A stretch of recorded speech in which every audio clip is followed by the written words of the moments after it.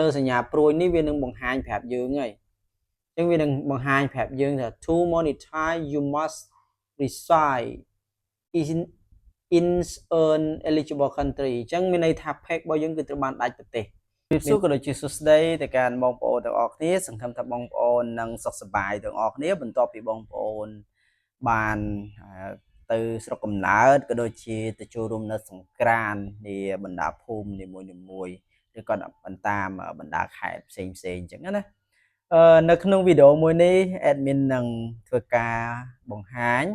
អំពី page ដែលដាច់ប្រទេសថាតើយើងធ្វើយ៉ាងណាដើម្បីកុំឲ្យ page របស់យើងដែលដាច់ប្រទេសហ្នឹងឆាប់ទទួលបានការចាប់ប្រទេសមកវិញមានន័យថាចាប់ទីតាំងត្រឡប់មកវិញណាមួយរយៈធំនេះគឺតាំងពី Facebook update ឃើញថា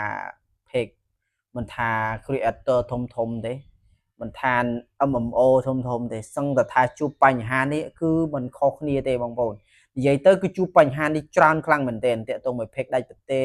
តាក់ទងមួយ page flag ហ្នឹងគឺបងប្អូនមួយចំនួនធំដែលគាត់ធ្វើ original នៅតែជាប់ flag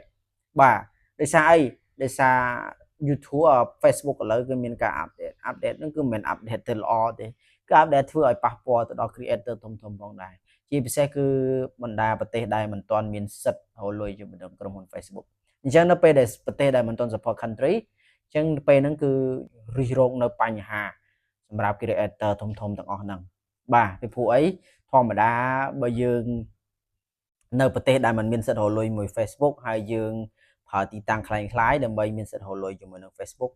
មិនយូរមិនឆាប់ទេគេគង់តែចាប់បានទេបងប្អូនវាមិនខុសអីពីយើងទៅឆ្លងប្រទេសដោយគ្មានការអនុញ្ញាតដោយគ្មានលិខិតឆ្លងដែនទៅស្រុកគេហើយយើងទៅរកស៊ីនៅស្រុកគេអញ្ចឹងណាចង់មិនចង់គឺគង់មានថ្ងៃណាដែលតម្រួតគេចាប់បានឬក៏ប៉ូលីសអន្តរប្រវេសន៍គេចាប់បានអញ្ចឹងការរលួយជាមួយនឹង Facebook ក៏មិនខុសគ្នាទេបងប្អូនអញ្ចឹងមួយចំនួនគឺយើងជួបនៅបញ្ហាដោយសារអីនៅក្នុងប្រទេសកម្ពុជារបស់យើងគឺអត់មានសិទ្ធិរលួយជាមួយនឹងក្រុមហ៊ុន Facebook ដូច្នេះហើយបានជា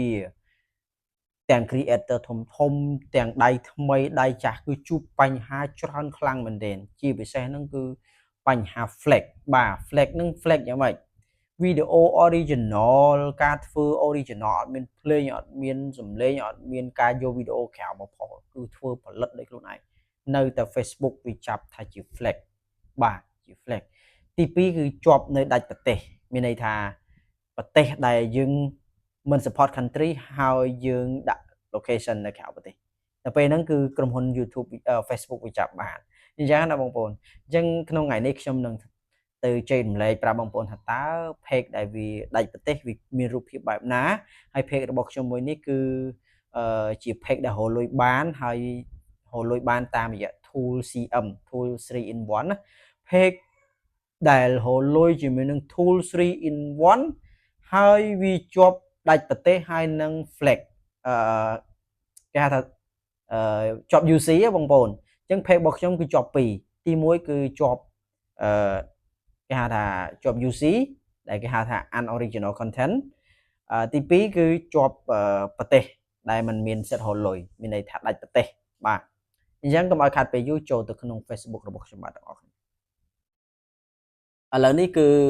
កុំឲ្យខាត់ពេលយូរខ្ញុំនឹងនាំអារម្មណ៍បងប្អូនទៅមើល page របស់ខ្ញុំអញ្ចឹងមុននឹងចូលទៅក្នុង page របស់ខ្ញុំសូមបើកនៅ VPN របស់ខ្ញុំសិនអញ្ចឹងខ្ញុំប្រើរាល់ថ្ងៃគឺ VPN Sosak បាទ Sosak នេះគឺវាស្រួលប្រើខ្ញុំសូមប្រើនៅ VPN មួយនេះវាមាន security ខ្លាំងបើក VPN នេះសិននិយាយទៅគឺសំបីតា VPN ដែលយើងបង់លុយក៏ដាច់ដូចគ្នាបងប្អូនដាច់ដូចគ្នាដែរខ្ញុំថាឡើយ VPN free សំបីតា VPN ដែលយើងទិញហើយក៏ដាច់ដែរបងប្អូនអើយពិនិត្យ VPN ឲ្យអស់សិនបងប្អូនយើងខ្លាច VPN យើងចាប់អត់ត្រូវទីតាំងមើលបាទឥឡូវយើងបើក VPN ហើយបងប្អូនបាទនេះបងប្អូនសញ្ញា VPN នេះខ្ញុំមានន័យថាយើងបើកហើយតទៅពីយើងបើកហើយយើងកុំភ្លេចចូលមកក្នុងនេះសិនមុននឹងចូលទៅក្នុង page របស់យើងណាបាទយើងចូលមកក្នុង Safari មកយើងវាយពាក្យថា whoever.net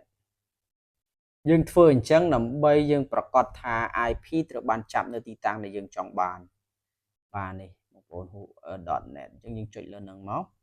នេះបងប្អូនអញ្ចឹងវាចាប់ហើយបងប្អូន IP នៅប្រទេស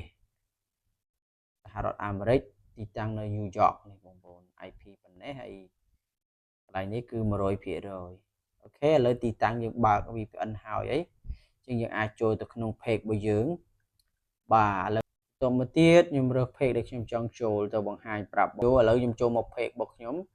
អញ្ចឹងយកពាក្យថា name របស់យើងនេះមកយកចុចលើនឹងមកបន្តមកទៀតយក professional dashboard បន្ទាប់ពីយើងយក professional dashboard ហើយយើងមកមើលកន្លែង monetization នេះមកណាបងប្អូនបាទ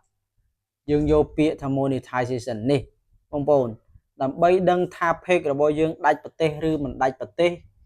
ឬក៏ជាប់បញ្ហាអីខ្លះយើងមើលកន្លែងនេះបើសិនជា add on reel របស់យើងអត់ជួបបញ្ហាអាកន្លែង content monetization របស់យើងអត់មានបញ្ហាគឺវាចេញសញ្ញាល្អអញ្ចឹងតែបើសិនជួបបញ្ហាគឺវាចេញអញ្ចេះបងប្អូនចេញសញ្ញាឧទានហើយវាដាក់ថា your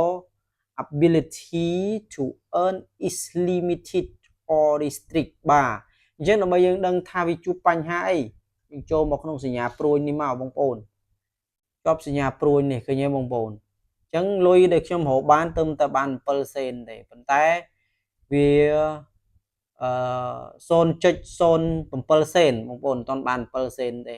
អញ្ចឹងលុយដែលរកបាននេះគឺតាមរយៈអីគេតាមរយៈ story តាមរយៈរូបភាពអញ្ចឹងណាបងប្អូនផុសរូបភាពនេះបងប្អូនផុសរូបភាពទៅសេអត្ថបទនិង story អញ្ចឹងបានលុយប៉ុណ្ណឹងចំណែកវីដេអូហើយនឹង reel គឺអត់បានទេ page មួយនេះណាអញ្ចឹងដើម្បីយើងដឹងថាជួបបញ្ហាយើងចូលមើលកន្លែងនេះ view នេះបងប្អូនចូលកន្លែង view នេះបងប្អូនប្រកាសជាឃើញដូចសញ្ញារបស់ខ្ញុំហើយវាដាក់ថា find out more នេះចុចលើនឹងមកដើម្បីយើងចង់ដឹងថា page របស់យើងជួបបញ្ហាអីគេបាទនេះបងប្អូននេះអញ្ចឹង page របស់ខ្ញុំជាប់ពីរហ្នឹងទី1គឺ partner monetize policy អញ្ចឹងយើងចុចនៅលើសញ្ញាព្រួយនេះវានឹងបង្ហាញប្រាប់យើងហើយអញ្ចឹងវានឹងបង្ហាញប្រាប់យើងថា to monetize you must reside in an eligible country អញ្ចឹងមានន័យថា page របស់យើងគឺត្រូវបានដាច់ប្រទេសមានន័យថាវាចាប់នៅក្នុងប្រទេសកម្ពុជាដែលមិនមានសិទ្ធិហូរលុយជាមួយនឹងក្រុមហ៊ុន Facebook បាទអញ្ចឹងទី2ជាប់បញ្ហាអីគេគឺវាដាក់ limited original of content អញ្ចឹងមានន័យថា page មុខខ្ញុំមួយនេះគឺ unoriginal អញ្ចឹងពីកន្លែងនេះអញ្ចឹងហើយបានជាខ្ញុំចង់បង្ហាញប្រាប់បងប្អូនថាការដែលធ្វើវីដេអូមិន original បងប្អូនវីដេអូកាប់ចាក់ហ្នឹងគឺជួបបញ្ហាច្រើនខ្លាំងមែនទែនអញ្ចឹងដូចបងប្អូននឹងស្រាប់ហើយហូរលុយបានមែនក៏ប៉ុន្តែនៅពេលដែលគេចាប់បានគឺយើងនឹងខាតពេលវេលាអញ្ចឹងហូរអត់បានវិញអញ្ចឹងណាដើម្បីដោះអានេះបានយើងធ្វើម៉េចដើម្បីដោះពីនេះបានអញ្ចឹងវិធីនៅតែមានសម្រាប់យើងបងប្អូនវិធីនៅតែមានបាទវិធីនៅតែមានអញ្ចឹងមានន័យថាបើសិនជាយើងជួបបញ្ហាអញ្ចឹងយើងត្រូវតែមានដំណោះស្រាយហើយអញ្ចឹងបងប្អូនត្រូវចាំថារាល់បញ្ហាទាំងអស់វាត្រូវតែមានដំណោះស្រាយគ្មានអ្វីដែលមិនអាចដោះស្រាយបានទេបងប្អូនអញ្ចឹងវីដេអូនៅក្នុងវីដេអូក្រោយខ្ញុំនឹងបង្ហាញពីបងប្អូនពីរបៀបដោះស្រាយថាតើយើងដោះស្រាយបែបណានៅពេលដែល page របស់យើងដាច់ប្រទេសហើយនឹងជាប់ unoriginal content អញ្ចឹងវីដេអូខ្ញុំមួយនេះសូមបាទសូមអរគុណសូមគោរពលាសម្រាប់បងប្អូនមកថ្មីកុំភ្លេច Subscribe នៅ Channel របស់ខ្ញុំបាទដើម្បីទទួលបាននូវវីដេអូថ្មីវីដេអូបន្ទាប់ខ្ញុំនឹងបង្ហាញប្រាប់បងប្អូនពីរបៀបដោះនៅ page ដាច់ប្រទេសហើយនឹងជាប់ UC បងប្អូនអរគុណបាយបាយ